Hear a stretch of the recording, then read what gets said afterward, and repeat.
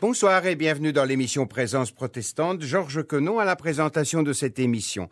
Ce soir, notre invité, le pasteur Jean-Claude Diez, qui va revisiter pour nous un très vieux cliché sur Dieu qui a fait tellement de tort à la foi chrétienne durant des siècles, à savoir l'image d'un Dieu intolérant, dépourvu d'amour, un Dieu juge qui rejette l'être humain réputé bien sûr pécheur et indigne. La méditation du pasteur Jean-Claude Diez va plutôt nous prouver que Dieu renverse notre indignité et nous trouve beaux et belles. Cette relecture importante a pour point de départ deux textes de la Bible qui semblent pourtant appuyer ce vieux cliché d'un Dieu écrasant. Le premier se trouve au chapitre 6 du prophète Ésaïe et le second dans l'Évangile selon Luc. Je vous lis d'abord Ésaïe 6.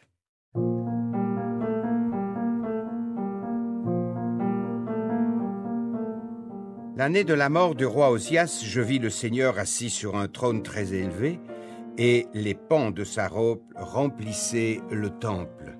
Des chérubins se tenaient au-dessus de lui et avaient chacun 6 ailes, 2 dont ils se couvraient la face, 2 dont ils se couvraient les pieds et 2 dont ils se servaient pour voler.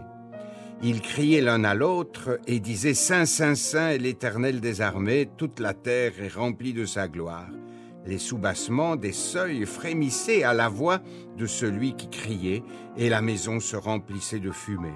Alors je dis, malheur à moi, je suis perdu, car je suis un homme dont les lèvres sont impures, j'habite au milieu d'un peuple dont les lèvres sont impures, et mes yeux ont vu le roi, l'Éternel des armées.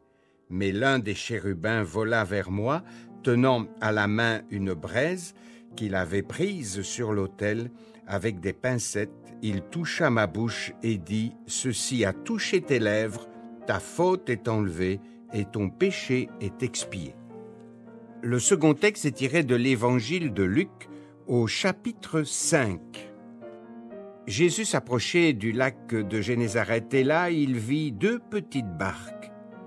Il dit à Simon « Avance en pleine eau et jette tes filets pour pêcher. » Alors Simon-Pierre lui répondit « Mais maître, nous avons travaillé toute la nuit sans rien prendre, mais sur ta parole, je jetterai le filet. » L'ayant fait, ils prirent une grande quantité de poissons et leur filet se rompait.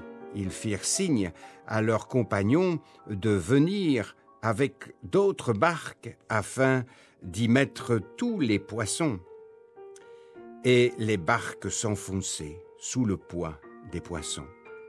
Quand il vit cela, Simon-Pierre tomba à genoux et dit « Seigneur, éloigne-toi de moi, parce que je suis un homme pécheur. » Car la frayeur l'avait saisi, lui et tous ceux qui étaient avec lui à cause de la pêche qu'il venait de faire. Mais Jésus lui répondit « Sois sans crainte, désormais tu seras un pêcheur d'hommes. »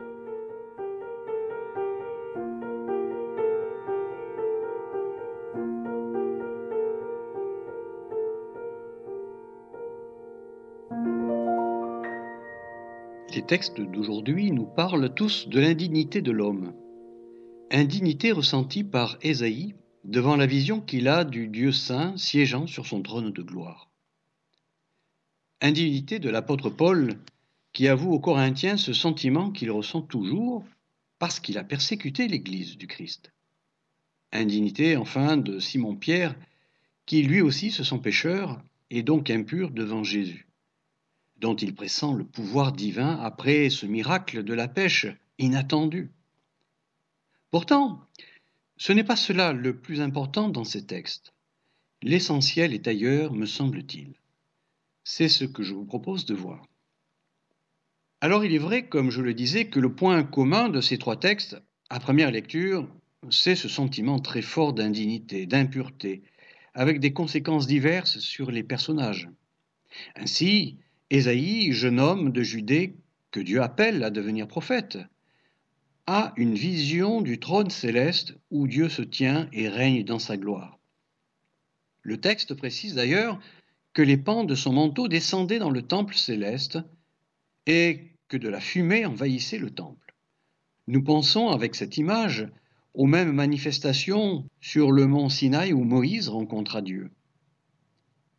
De plus, des séraphins criaient « Saint, Saint, Saint, le Seigneur de l'univers, toute la terre est remplie de sa gloire ». En effet, Ésaïe est connu justement comme le prophète qui proclame la sainteté de Dieu. Or, ici, il est sidéré par sa vision et pense même que c'en est fini de lui, car il se dit qu'il a vu le Seigneur, lui, un homme pécheur. Et il sait bien que l'on ne peut pas voir Dieu face à face et vivre, à moins d'être purifié totalement. Ce qu'Ésaïe ne peut réaliser. C'est Dieu qui va l'accomplir symboliquement dans cette vision, par l'envoi d'un séraphin qui va lui toucher les lèvres avec un charbon ardent. Ainsi, ce feu purificateur est signe de la grâce de Dieu. Cette question de la pureté ainsi réglée, Ésaïe reçoit dès lors sa mission et il se retrouve serviteur de Dieu et en même temps restauré dans sa dignité. À la question de Dieu « Qui enverrai-je » il peut alors répondre avec assurance « Me voici, envoie-moi ». Simon-Pierre, un pêcheur du lac de Galilée, est sans doute bien loin d'imaginer lui aussi ce qui va lui arriver. Sa préoccupation première dans ce texte de l'évangile de Luc semble être son travail et gagner sa nourriture. Mais tout va changer lors de cette rencontre avec Jésus, non pas dans une vision, mais dans la vraie vie. Jésus va le rencontrer pour lui confier une mission, tout comme aux autres disciples d'ailleurs. Mais c'est sa barque que Jésus va choisir. D'abord pour s'éloigner quelque peu du bord du lac et enseigner la foule. Puis, pour entraîner Simon et ses amis à lancer de nouveau leur filet dans le lac et qu'ils aient cette vision incroyable d'une pêche abondante. Simon n'y croit pas vraiment au départ, car la nuit infructueuse lui pèse encore au bras et au moral. Mais par respect pour ce rabbi, il accepte sa demande et il lance les filets. Il comprendra ensuite qu'il lui faut relier cette pêche miraculeuse, inespérée, à la parole de celui qui se tient là devant lui dans sa barque. Il venait de l'entendre comme enseignant. Il le découvre comme homme de Dieu, en attendant le moment où il confessera « Tu es le Christ, le Fils du Dieu vivant ». Pierre vit cet événement comme un choc spirituel et pas seulement comme un miracle qui tombe à point nommé pour lui et pour les siens. Ce n'est donc pas tant l'aspect matériel qu'il peut retirer de ce miracle qui le bouleverse, mais l'océan insondable des questionnements que suscite cet épisode. Qui est cet homme pour faire une chose pareille ? Il ne peut être qu'un homme de Dieu, un ange peut-être, ou en tout cas un être saint, car Dieu est avec lui et, manifestement, il lui accorde ce qu'il demande. Jésus vient de transformer la vie de Simon-Pierre par l'efficacité de sa parole. Simon, lui, se sentira indigne de se trouver face à cet homme qui l'impressionne. Simon-Pierre tomba aux pieds de Jésus en disant « Éloigne-toi de moi, Seigneur, car je suis un homme pécheur. » Pourtant, c'est bien Simon-Pierre qui va suivre Jésus et s'éloigner, mais avec lui, de son ancienne vie. Quant à lui, Paul sera confronté, après sa conversion, à son sentiment d'indignité qu'il va exprimer dans ses lettres. En effet, comme il l'écrit aux Corinthiens, il a été persécuteur de l'Église avant que ne survienne la rencontre avec le Christ ressuscité sur la route de Damas. Il se qualifiera lui-même d'avortant et de moindre des apôtres, précisément à cause de cette partie obscure de sa vie. Toutefois, il me semble, oui, que l'essentiel de ces textes est ailleurs. La prise de conscience de l'indignité que ces trois hommes ont ressentie, Ésaïe, Simon-Pierre et Paul, est bien le fruit de l'Esprit Saint en eux, qui les a éclairés sur leur état spirituel au moment de leur rencontre avec Dieu. Mais Dieu ne s'embarrasse pas de cette impureté spirituelle. Il la balaie comme d'un revers de main, comme d'un souffle. Ce sera, pour Ésaïe, un charbon ardent sur ses lèvres. Pour Simon, un ordre de mission. Et pour Saul de Tarse, un renversement physique qui le projettera au sol. Lui qui deviendra dès lors l'apôtre Paul. Alors souvenez-vous de la manière dont Jésus renversa les tables des marchands du temple. D'une certaine manière, on pourrait dire qu'il fait de même avec notre indignité pour chacun d'entre nous. Il la renverse pour nous en débarrasser, pour qu'elle ne soit plus une entrave dans la vocation qu'il nous adresse. Il renverse notre indignité pour nous envoyer dans la vie comme des ressuscités. Nous étions dans les ténèbres. Il nous ouvre un chemin lumineux. Nous étions dans la peur. Il nous offre un esprit de force et de confiance, un cœur pur et généreux. Nous étions perdus et près de mourir. Il nous adresse une parole qui nous relève et qui nous montre notre voie, celle de la vie. Oui, c'est cela la pointe, l'essentiel de ces textes. C'est que Dieu renverse notre indignité, quelle qu'elle soit, pour que nos vies trouvent un sens et s'enrichissent du désir de Dieu pour nous.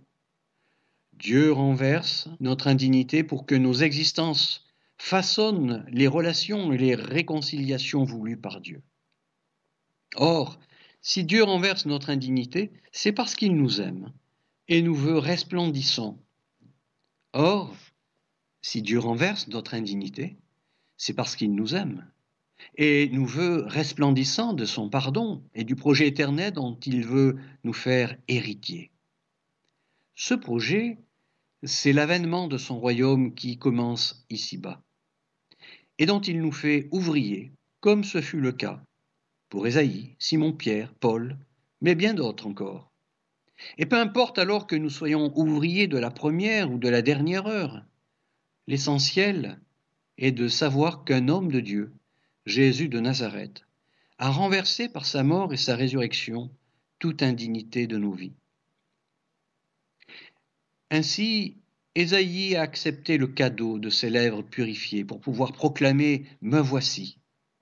Simon-Pierre a accepté cette parole d'appel du Christ à le suivre et le servir. Et Paul a accepté le renversement de vie que sa rencontre avec le ressuscité l'a conduit à opérer. De persécuteur, il allait devenir serviteur de l'Église. Tout cela est l'œuvre de l'Esprit Saint dans nos cœurs, sur nos lèvres et dans nos corps qui deviennent cœur du Seigneur, bouche du Seigneur et corps du Seigneur, au service de sa justice et de son amour pour chacun de nos prochains. Alors, notre indignité peut être vue comme un obstacle à notre vocation.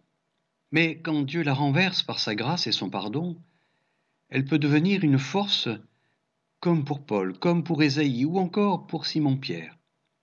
Ainsi, comme trois, nous avons eu certainement, à un moment ou à un autre, un sentiment d'indignité vis-à-vis de Dieu. Et finalement, cela est normal et peut-être même salutaire, mais à condition de nous souvenir que l'essentiel que Dieu, en son Fils Jésus-Christ, a renversé notre indignité pour nous rendre beaux et belles, comme une épouse en vue des fiançailles éternelles.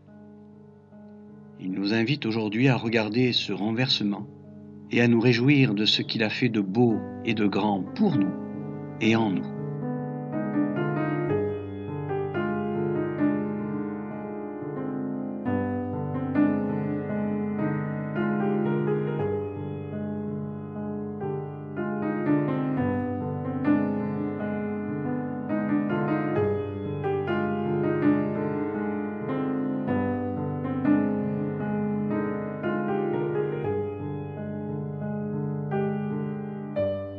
Merci au pasteur Jean-Claude Diez pour sa méditation. Je vous rappelle que vous pouvez réentendre cette émission sur Ovio et sur le site de l'Association protestante pour la radio-télévision aprt.be.